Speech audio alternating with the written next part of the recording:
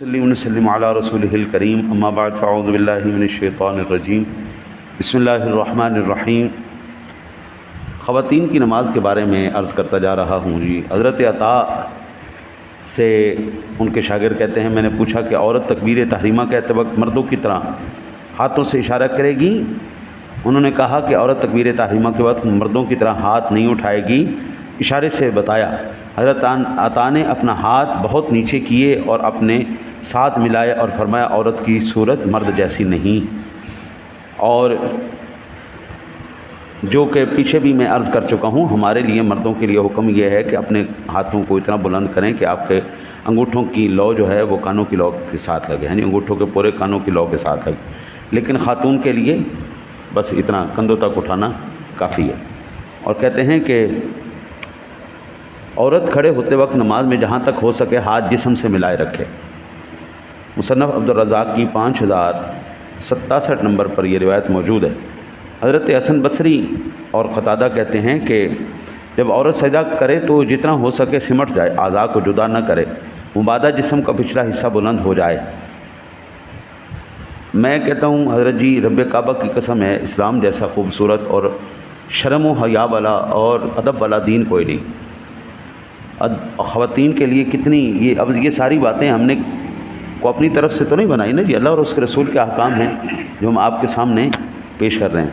اور کہتے ہیں جی، مصنف عبدالرزاق کے اندر 5071 نمبر پر روایت موجود ہے، عورت کو حکم دیا گیا کہ سجدہ کرتے وقت اپنے بازو پیٹ رانوں پر رکھے اور مرد کی طرح کھلا نہ رکھے تاکہ اس کا جسم کا پچھلا حصہ بلند نہ ہو۔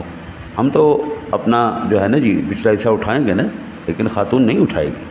ادب ہے، احترام ہے سن۔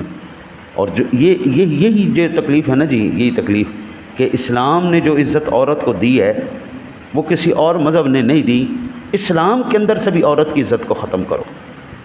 میری بیٹی، میری بہن، میری ماں، میری بچی جو ہے وہ شیر کی کچھاروں کی شیرنیاں ہیں، ہاں جی، محمد عربی صلی اللہ علیہ وسلم کی بیٹیاں ہیں، تو وہ باحیا کیوں نہ ہوں، وہ شرم والی کیوں نہ ہوں؟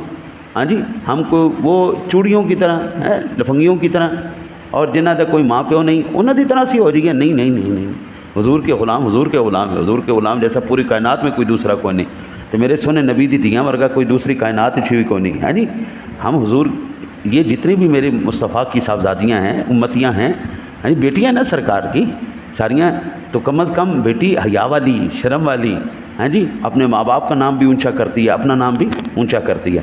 اس لیے نماز کے وقت ان کو یہ طریقے بتائے گئے اور یہ احادیث مبارکہ سے موجود ہیں۔ صفیہ بنت ابو عبید جب 2 یا 4 رکعت والی نماز میں بیٹھتی، مربع ہو کر بیٹھتی، اور عورت 2 سجدوں کے درمیان بائیں طرف سرنیوں کے بل بیٹھے تشہد کے لیے مربع صورت میں، پس عورت اور مرد مسلمان کی نماز کی ادائیگی میں کھڑا ہونے، رکوع اور سجود میں بیٹھنے میں شرط فرق ہے۔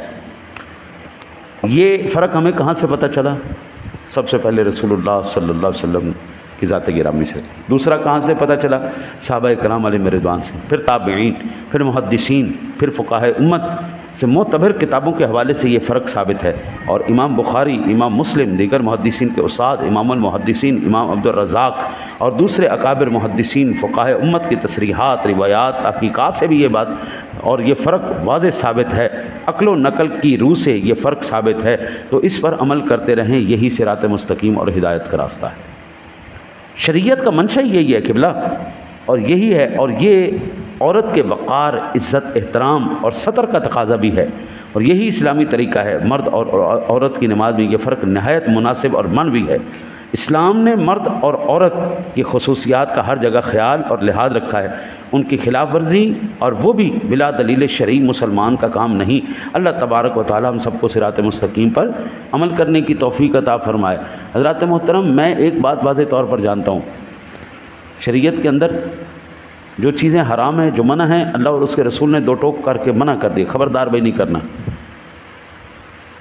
آج لوگ پتہ نہیں خواتین کو جو طریقہ ہمیں حدیث پاک میں ملتا ہے، جو صحابہ کرام سے ملتا ہے، وہ اس طریقے پر نماز کیوں نہیں پڑھنے دیتے؟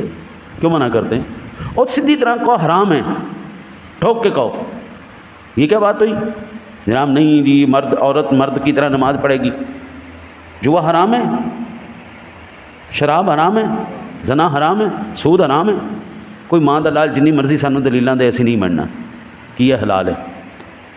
یہ حرام ہے، حرام ہے، ختم ہو گئی، دو ٹوک بات۔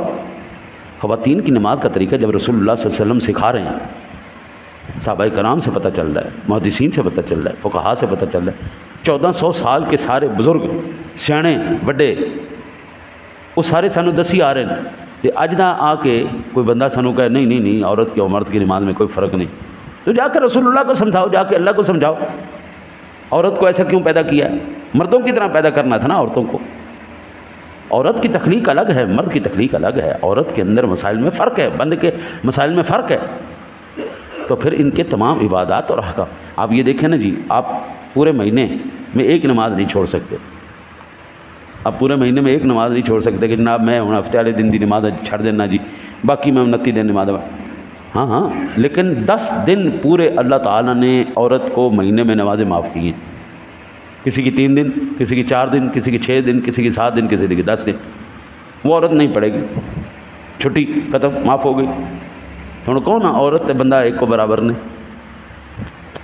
ہاں جی، اللہ تعالیٰ نے تخلیق، عورت بچہ پیدا کر سکتی، مرد نہیں کر سکتا، عورت ماہواری کی جو ہے پریشانی سے گزرتی ہے، بندہ نہیں گزر سکتا، عورت پیدائش کی جو ہے نا معاملات سے گزرتی ہے، بندہ نہیں گزرتا۔ یار ہمارے مسائل میں ان کے مسائل میں فرق ہے، عقل سلیم بھی یہی ہمیں کہتی۔ دعا کرتے ہیں اللہ تعالیٰ آپ کو مجھے حضور سرور دو عالم صلی اللہ علیہ وسلم کے طریقے پر نماز پڑھنے کی اور عمل کرنے کی توفیق عطا فرمائے۔ اللہم